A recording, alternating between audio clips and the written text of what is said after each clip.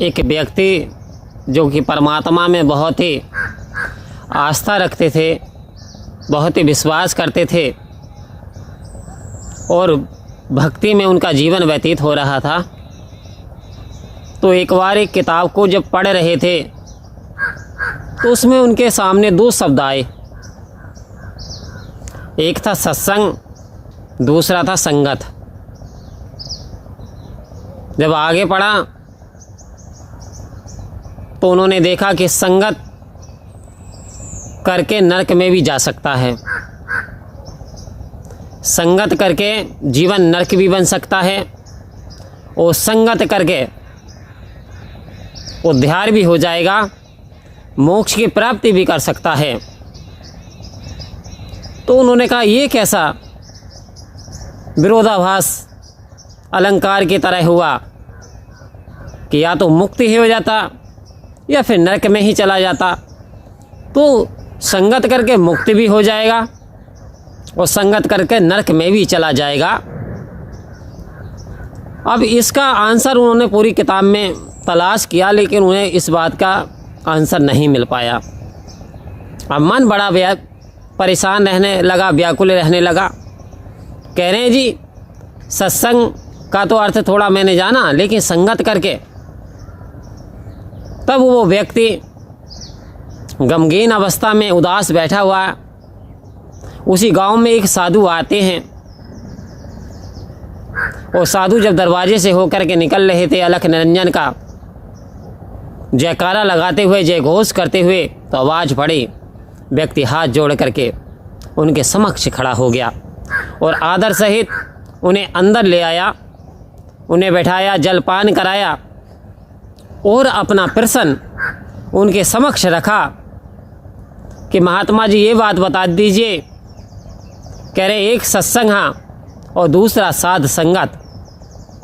दूसरा था संगत, एक सत्संग दूसरा संगत। कह रहे संगत करके नरक में भी जा सकता। तो मेरी बात ये समझ में नहीं आती। दूसरी तरफ लिखा हुआ था संगत करके मुक्ति भी हो सकता है, संगत करके उद्धार भी हो सकता है, संगत करके इस जीवात्मा का कल्याण हो जाएगा, ऐसा भी लिखा हुआ है। परंतु ऐसा कैसे संभव है? तब महात्मा जी ने बताया कि बेटा एक व्यक्ति जहाँ जुआ खेलते हैं जुआरी, वो 5, 6, 8, 10 समूह में होते हैं। यदि एक व्यक्ति जो कि भक्त लाइन का है, अच्छा स्वभाव है, और यदि वो प्रतिदिन वहाँ पे जा कर के 1 घंटा बिताता है, 1 घंटा हर रोज़ देता है, पक्का ही वो जुआरी बन जाएगा, पक्का ही उनका असर उस पर हो जाएगा। क्योंकि उसने कंपनी कर ली, उसने संगति कर ली, और जब उसने संगति कर ली तो वो जुआरी बन गया। ऐसे बेटा जिस व्यक्ति के मन में लालच आ जाता है और किसी चोर व्यक्ति के पास वो चला जाए, 1 घंटा उस चोर व्यक्ति के पास बैठे, तो वो उसे सिखाएगा कि भाई दिन भर सोता हूँ, आनंद में रहता हूँ, रात में चला जाता हूँ, चोरियाँ करता हूँ। उसके पैसे को देख करके, उसके ऐशो आराम को देख करके एक ना एक दिन उस व्यक्ति के मन में लालच आ जाएगा और वो भी चोरी के रास्ते पे चल पड़ेगा।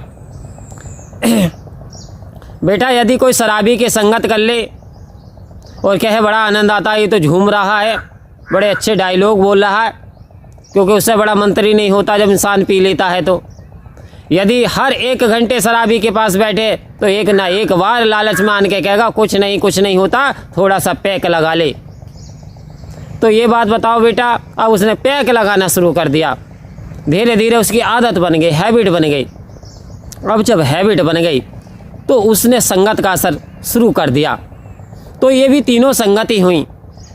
अब ये संगत कैसी करी? कुसंगत करी थी उसने, इसलिए इनके लिए स्वर्ग के दरवाजे तो खोले नहीं जाएंगे, इसलिए इनकी आत्मा का तो कल्याण हो ही नहीं सकता, क्योंकि ये तो सीधे नरक में जाएंगे।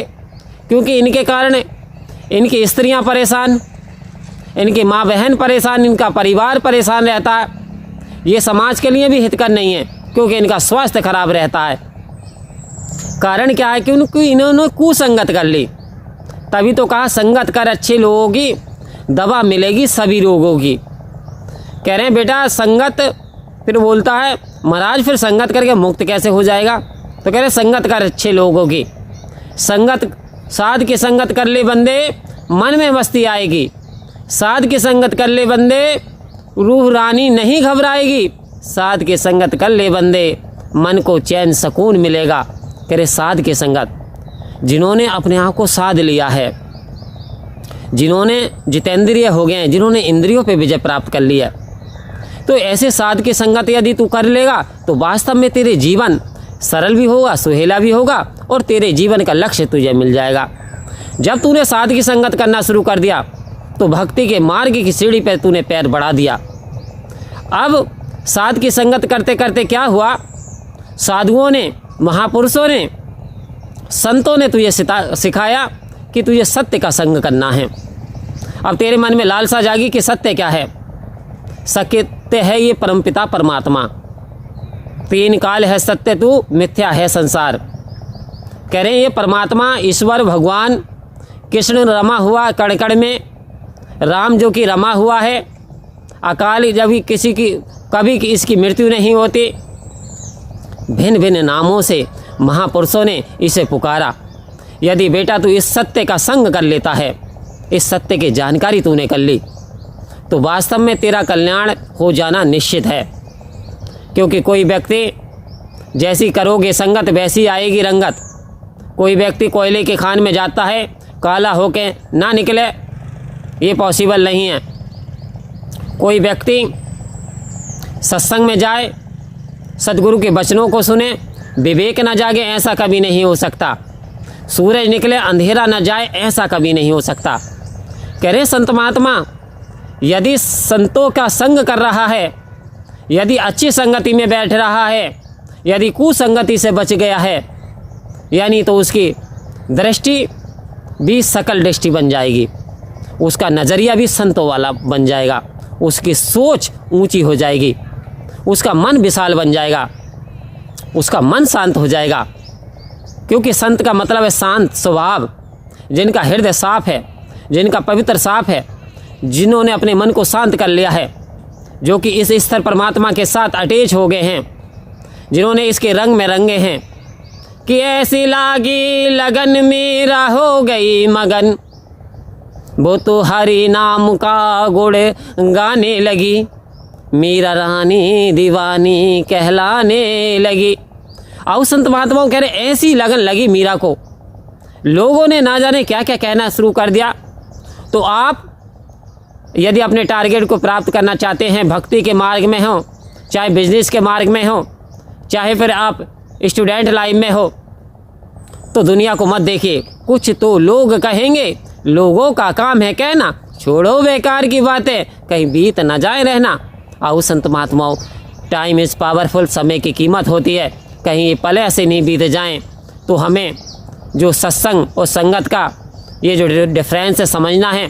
हमें संगत साधुओं की करनी है, हमें सद्गुरु के वचनों को जीवन में अमल करना है, तो वास्तव में हमारे रास्ते भी सुहेले सुंदर हो जाएंगे और हमारे जीवन का कल्याण हो जाएगा, हमारे आवागमन के बंधन समाप्त हो जाएंगे। जी।